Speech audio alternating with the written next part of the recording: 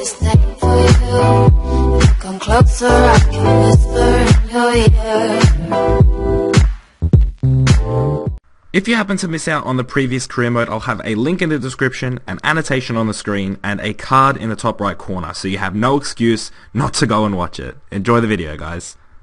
Hey guys, Sam here. Welcome back to the West Ham United Career Mode series, guys. Today kicking off with a game in the Capital One Cup, and as you can see in the quarter finals against Fulham. And of course, if you take a look at the rest of the teams, we do have a decent chance of winning the Capital One Cup. It is a possibility.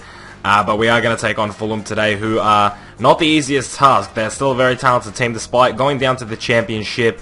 One of the teams that, when I was growing up, was a Premier League side. They were a mid-table side when I was growing up, so it's quite odd to see them in the Championship. Hope to see them in the Premier League soon, because I do always look at them as a Premier League club. Whenever I see their badge, it always looks like a Premier League club to me. You know, that's how I remember them. So hopefully we can see them back in the Premier League. But we are looking to defeat them here in the Capital One Cup. And you guys might be wondering where the uploads have been lately. I didn't really put out a video explaining what's been going on, but I have had people staying over at my house, family from Sydney, so I have had very limited time to record. So I do. It's been a couple days since I put out a video, but videos should be going out daily from now on.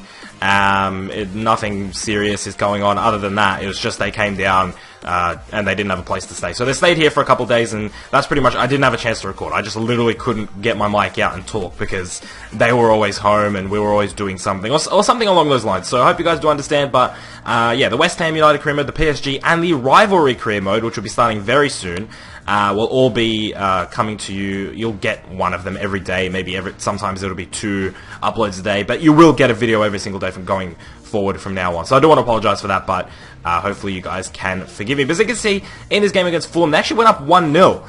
They surprised me a little bit, but we came back with a penalty from Payet, and a brilliantly taken penalty right at the last 10 minutes of the game to bring us back 1-1 against Fulham, who played exceptionally well in this game. It has to be said, they were not playing like a Championship side at all.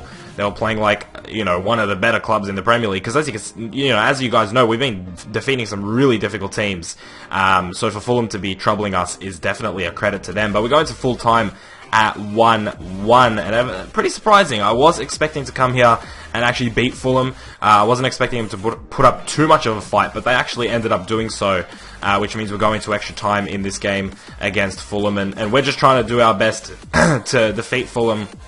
But extra time is very difficult because you get very limited time to do anything. So when it came down to it, it was pretty much always going to go to penalties. But a few decent chances in extra time, so it's got to be said.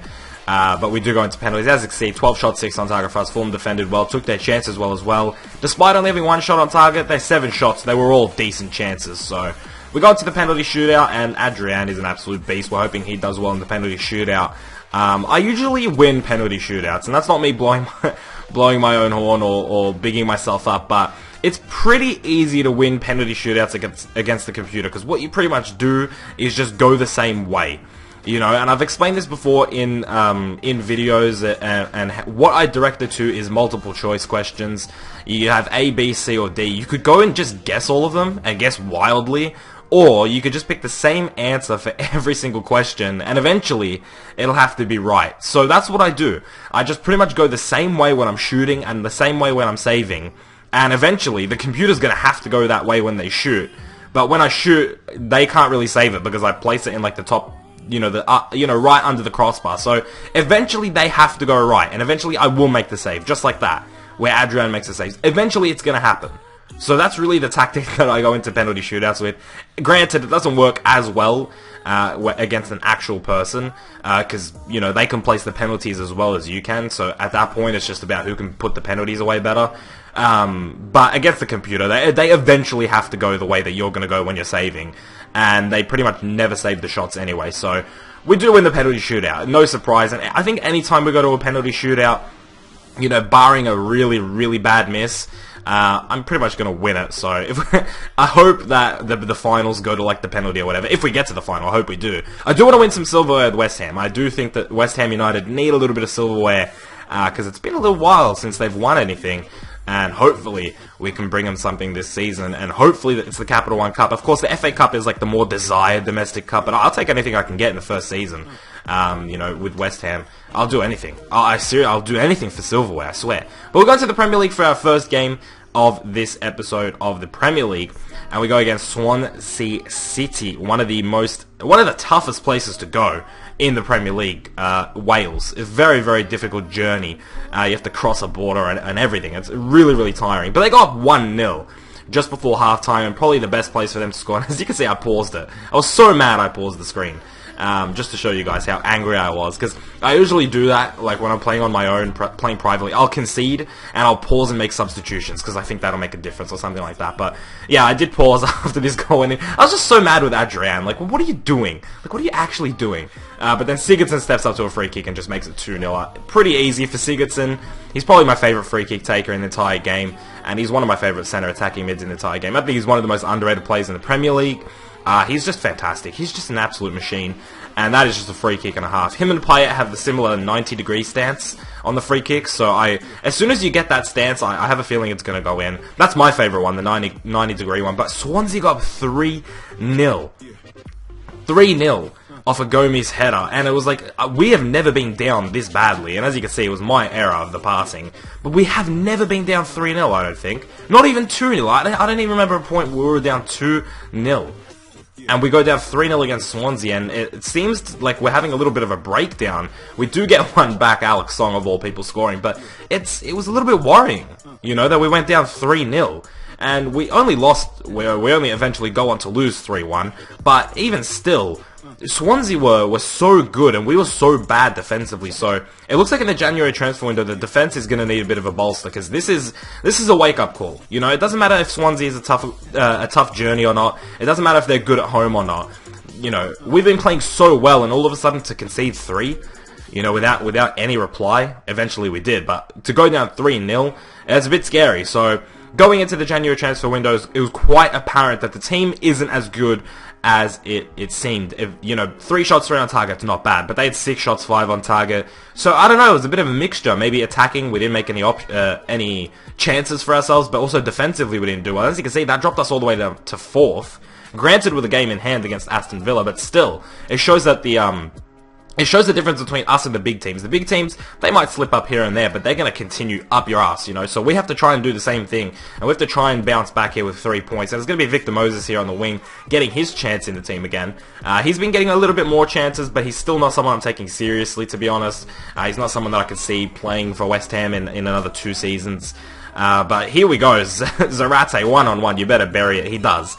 It's brilliant play, and Zarate's going to put them one-on-one every day of the week, and that's why I like Zarate's finishing is on point. Now, Sacco and Valencia, a lot of pace, great physical stats, their finishing isn't the greatest, I've noticed. You know, the finesse shot that they have, it's not the best, and Zarate is a great mixture. He's got the pace, he's kind of strong, he's not the weakest, but he can finish. If it's a one-on-one chance, he can finish, and that's why I love Zarate, and he puts that coolly past the keeper and puts us up 1-0 against Villa, who, by the way, why is there so many teams in England that wear the fucking claret and blue? I don't understand. Why? Villa, West Ham, Burnley. I'm sure there's another team that I'm forgetting. It's like, why? Why are you all wearing the same colour scheme? Mix it up, please. But, I mean, Aston Villa, to be fair, they didn't play badly, but it's just like, it's like without Benteke, like, what can you really do? They have Jordan Ayew, who's pretty good, and they actually did have a lot of good chances, and they brought one back. And that's why you don't ask Aston Villa what they can do, because they will bring one back. And it was like, I didn't even expect this to go in, right? Because Jordan Ayew, he's good, but I didn't expect this from him. That cross was pretty fucking good as well. And the defense just, again, the defense wasn't there. And even without Benteke, Villa were able to score. And I was shocked. I was shocked, because Villa, up to this point, hadn't done anything, to be fair. They hadn't done anything. All of a sudden, they scored, and it was the last 5 minutes. We couldn't do anything.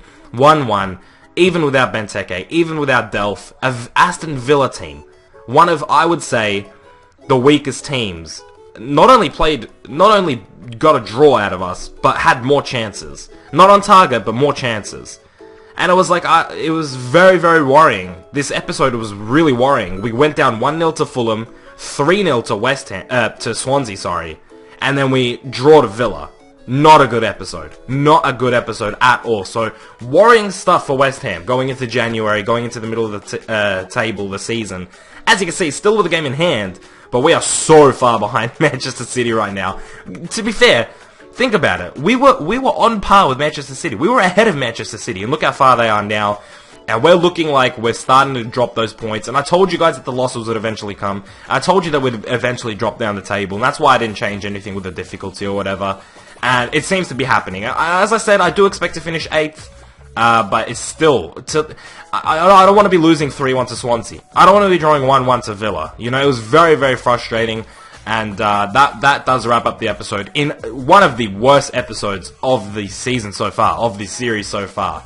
And yeah, just disappointing stuff. Going into January, guys, I will need transfers, definitely. Right back is definitely something that we need. So I'm still open to suggestions. I've got a nice little short list. You guys have been, you know, doing really well with the suggestions. But I do have a nice little short list. So if you guys can go ahead and leave me more in the comment section, some right backs. I've had a couple of decent ones. So if you go back and look at the comments, try and offer me different ones. Because I do have a couple of decent ones. So that wraps up this episode, guys. If you did enjoy this, make sure you leave a like on the video. I will see you guys in the next video very soon, which hopefully should be soon. It should be tomorrow, if not another one today for you guys, because I do need to make up for the lack of videos. But nevertheless, I'll see you guys in the next one very soon.